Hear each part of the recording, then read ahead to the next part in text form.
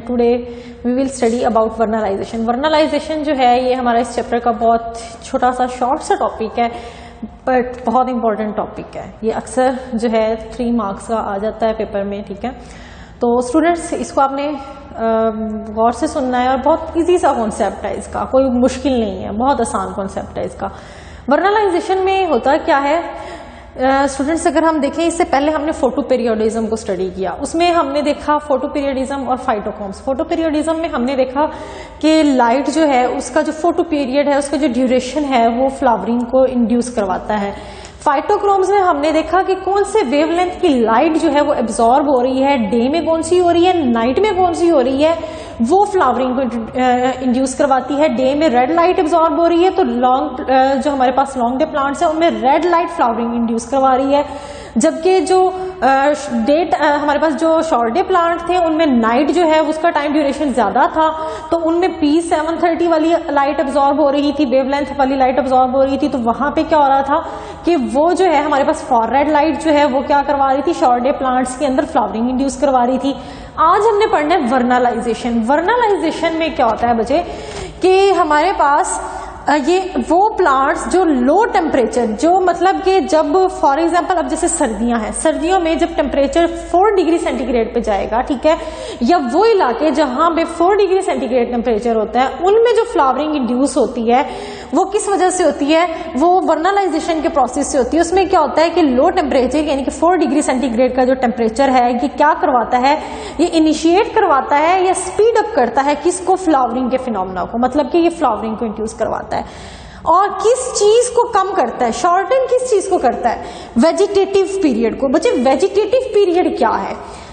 Vegetative period है कि अब प्लांट के ऊपर फ्लावर नहीं लगा जब तक, उसके अलावा जो उसकी वो हो रही है, ग्रोथ हो रही है, ठीक है, वो उसके क्या है, वेजिटेटिव पार्ट्स हैं और वो उसकी क्या है, वेजिटेटिव ग्रोथ है, ठीक है, वेजिटेटिव पीरियड है।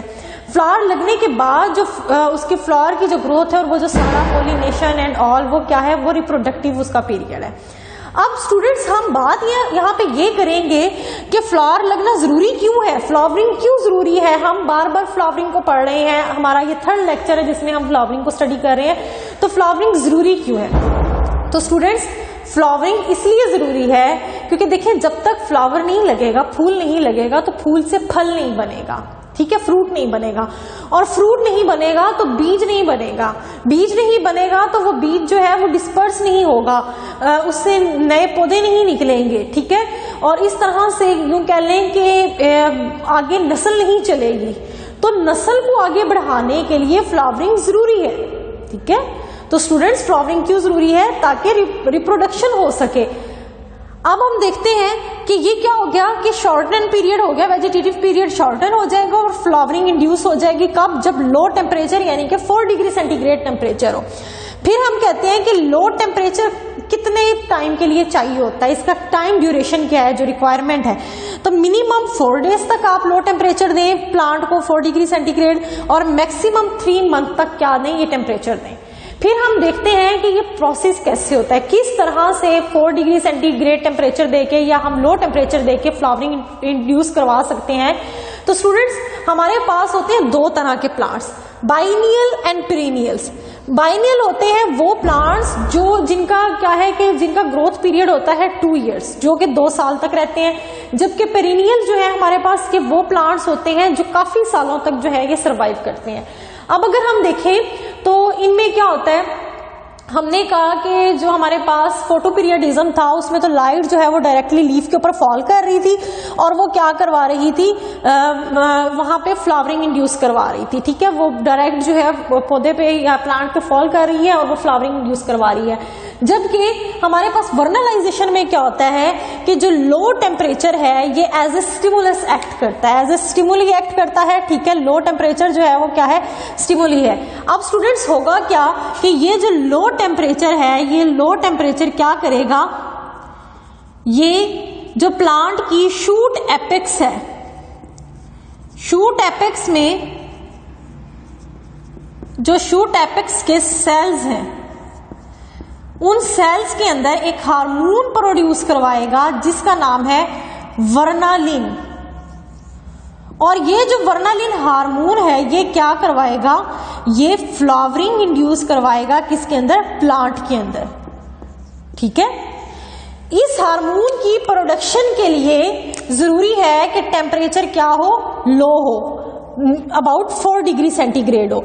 जब 4 डिग्री सेंटीग्रेड या लो टेम्परेचर होगा तो ये temperature as a stimulus act करेगा। ये प्लांट की शूट एपेक्स के जो सेल्स हैं वहां, वो सेल्स क्या करवाएंगे, वो वर्नालिन हार्मोन प्रोड्यूस करवाएंगे। और वो जो ये हार्मोन है ये क्या करेगा, ये प्लांट में फ्लावरिंग इंड्यूस करवाएगा। बाद में रिसर्चेस हुई और पता चला कि जो जिब्रेलिक एसिड है या जो जिब्रेलिन है, ये हार्मोन, इसकी कंपोजिशन और वर्नालिन की कंपोजिशन सेम है। ठीक है, तो इसलिए हम कह सकते हैं कि वर्नालिन और जिब्रेलिन एक ही चीज है और ये क्या करवा रहा है, फ्लावरिंग को इंड्यूस करवा रहा है। अब हम कहते हैं कि जब फ्लावरिंग इंड्यूस हो जाएगी तो फिर क्या होगा कि आपको पता है फ्लावरिंग इंड्यूस हो गई है तो मतलब कि अब हमारे पास क्या बनेंगे, हमारे पास पोलन ग्रेन्स बनेंगे एंथर के अंदर। ठीक है, और कार्पल के अंदर क्या होगा, हमारे पास एग बनेगा। ठीक है, और फिर पोलिनेशन होगी, एंथर कहाँ पे जाएंगे, कार्पल के स्टिग्मा के पास जाएंगे, पोलिनेशन होगी। वहां पे क्या होगा कि फिर पोलिनेशन के बाद जो है एम्ब्रियो फॉर्मेशन होगी, हमारे पास फ्रूट बनेगा, हमारे पास सीड बनेगा। और वो सीड जब डिस्पर्स होगा तो क्या है कि फ्रूट को हम खा लेंगे, एज ए फ्रूट यूज कर लेंगे। ठीक है, फ्रूट को हम एज ए फ्रूट यूज कर लेंगे और जो हमारे पास सीड है वो डिस्पर्स होने के बाद एक न्यू प्लांट बना देगा।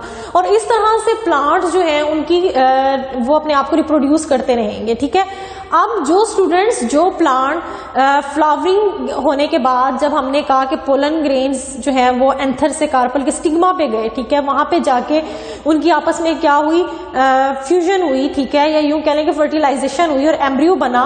तो स्टूडेंट्स आपने यहाँ पे ये बात याद रखनी है, ये क्या है, ये सेक्सुअल रिप्रोडक्शन के फिनोमेना में आता है। और सेक्सुअल रिप्रोडक्शन में हम कहते हैं जेनेटिक वेरिएबिलिटी आती है, जेनेटिक वेरिएशंस आती हैं। ठीक है, इस तरह से अब जो न्यू प्लांट बनेगा, सीड से जो न्यू प्लांट निकलेगा, उसमें क्या होंगी, जेनेटिक वेरिएशंस होंगी। ठीक है, और वो माहौल में हो सकता है बेहतर तरीके से सर्वाइव कर सके। अब अगर तो हम कहें कि फ्लावरिंग ना होती तो क्या होता, तो स्टूडेंट्स फिर हमें प्लांट्स को खुद आर्टिफिशियली हमें ग्रो कराना पड़ता, हमें ग्राफ्टिंग करवानी पड़ती, या हमें जैसे एक प्लांट की हम यूं कह लें कि कलमे लगाते हैं। ठीक है, हमें आर्टिफिशियली प्लांट्स को ग्रो कराना पड़ता। ऐसा ना होता कि एक प्लांट का सीड अगर डिस्पर्स हो गया, वो कहीं पे गिर गया, तो खुद से प्लांट अपनी नस्ल को जारी रख सके। वो जो एक प्रोसेस है नेचर ने जो रखा हुआ है वो स्टॉप हो जाता। तो फ्लावरिंग क्यों जरूरी है प्लांट्स के लिए? प्लांट्स के लिए फ्लावरिंग इसलिए जरूरी है ताकि वो अपनी नस्ल को बढ़ा सकें, ताकि वो रिप्रोड्यूस कर सकें। तो स्टूडेंट्स ये था हमारा आज का टॉपिक। बहुत सिंपल सा कॉन्सेप्ट था कि जब लो टेम्परेचर होगा अबाउट 4 डिग्री सेंटीग्रेड तो वो फ्लावरिंग इंड्यूस करवाएगा। ठीक है, क्या होगा उस टाइम पे, वर्नालिन हार्मोन बनेगा और ये हार्मोन फ्लावरिंग इंड्यूस करवाएगा। तो ये था हमारा आज का टॉपिक। इंशाल्लाह फिर मिलेंगे नेक्स्ट लेक्चर में, तब तक के